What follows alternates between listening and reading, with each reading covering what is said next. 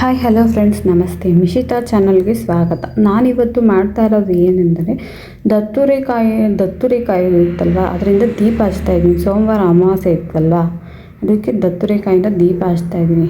ಅದಕ್ಕೆ ಏನೇನು ಬೇಕು ಅಂದರೆ ಒಂದು ಹಿತ್ತಾಳೆ ತಟ್ಟೆ, 2 ದೀಪಗಳು, ಮಣ್ಣಿನ ದೀಪಗಳಿದ್ರೂ ಪರವಾಗಿಲ್ಲ.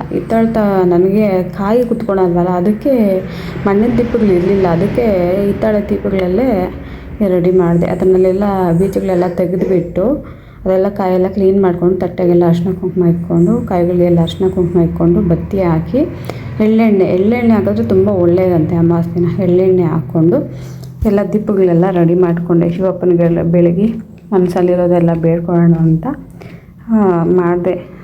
ಅದಕ್ಕೆ ಎಳ್ಳೆಣ್ಣೆ ಹಾಕಿ ಹೂವು ಇಟ್ಟು ಎಲ್ಲ ರೆಡಿ ಮಾಡಿಕೊಂಡು ದೇವ್ರ ಮನೇಲಿ ಎತ್ಕೊಂಡು ತಟ್ಟೆ ಇಕ್ಕಿ ದೇವ್ರ ಮುಂದೆ ದೀಪ ಹಚ್ಚಿ ಶಿವಪ್ಪನ ಅಷ್ಟ ಹೆಸರುಗಳು ನನ್ನ ಮನಸ್ಸಲ್ಲಿ ತಿಳ್ಕೊಂಡು, ಈಶ್ವರ, ಹರ, ಶಿವ, ಶಂಕರ, ಶಶಿಕರ, ಗಂಗಾಧರ, ನಂಜುಂಡೇಶ್ವರ, ಪರಮೇಶ್ವರ, ಶ್ರೀ ಮಂಜುನಾಥ ಸ್ವಾಮಿ, ತಂದೆ ಅಂತ ಎಲ್ಲ ದೇವ್ರನ್ನ ತಿಳ್ಕೊಂಡು ಆ ದೀಪ ಚೆನ್ನಾಗಿ ಸ್ವಾಮಿಗೆ ಬೆಳಗಿ, ಶಿವಪ್ಪನಿಗೆ ಮಾತ್ರ ಬೆಳಗಿ ಮೇಲೆ ಕೆಳಗೆ ಎಲ್ಲ ಬೆಳಗ್ಗೆ ಅಯ್ಯಪ್ಪನ ಆಶೀರ್ವಾದ ನಮ್ಮ ಮೇಲೆ ಇರಲಿ ಅಂತ, ಆ ದೇವರ ಪಾದಗಳು ನಮ್ಮ ಮೇಲೆ ಇರಲಿ, ಆ ಶಿವಪ್ಪನ ಪಾದ ನಮ್ಮ ತಲೆ ಮೇಲೆ ಇರಲಿ ಅಂತ ಅಯ್ಯಪ್ಪನಿಗೆ ಆ ದೀಪದ ತಟ್ಟೆಗೆಲ್ಲ ಕಡ್ಡಿ ಹಚ್ಚಿ ನಮಸ್ಕಾರ ಮಾಡಿ, ಅಲ್ಲಿ ತಟ್ಟೆಯಲ್ಲಿ ಶಿವನ ವಿಗ್ರಹ ಇದೆ. ನಮ್ಮ ಮನೆಯಲ್ಲಿ ವಿಗ್ರಹ ಮತ್ತು ನಂದೀಶ್ವರ ಇಬ್ಬರು ಇದ್ದಾರೆ.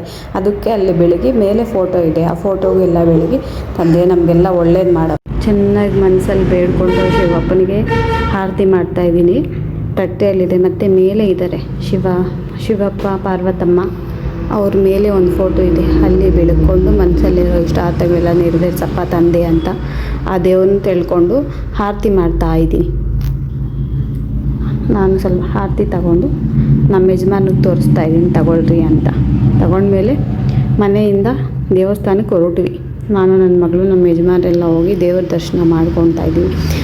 ದತ್ತುರಿಕಾಯಿ 2 ತಗೊಂಡಿದ್ದೆ ಶಿವಪ್ಪನಿಗೆ ಅಂತ. ಮನೆಯಲ್ಲೇ 2 ಹಚ್ಚಿದೆ, ಇನ್ನೆರಡು ತಗೊಂಡೋಗಿ ಸ್ವಾಮಿಗಳಿಗೆ ಅಲ್ಲಿದ್ರಲ್ಲ ಅವ್ರ ಸ್ವಾಮಿಗಳು ಕೊಟ್ಟರು. ದೇವ್ರ ಮುಂದೆ ಸ್ವಾಮಿಗಳು ಕಾಯಿಟ್ಟು ನನಗೆ ಮನಸ್ಸು ತುಂಬ ಖುಷಿ ಆಯಿತು. ಈ ವಿಡಿಯೋ ನಿಮ್ಗೆ ಇಷ್ಟ ಆದರೆ ಪ್ಲೀಸ್ ಲೈಕ್ ಮಾಡ್ತೀರಾ.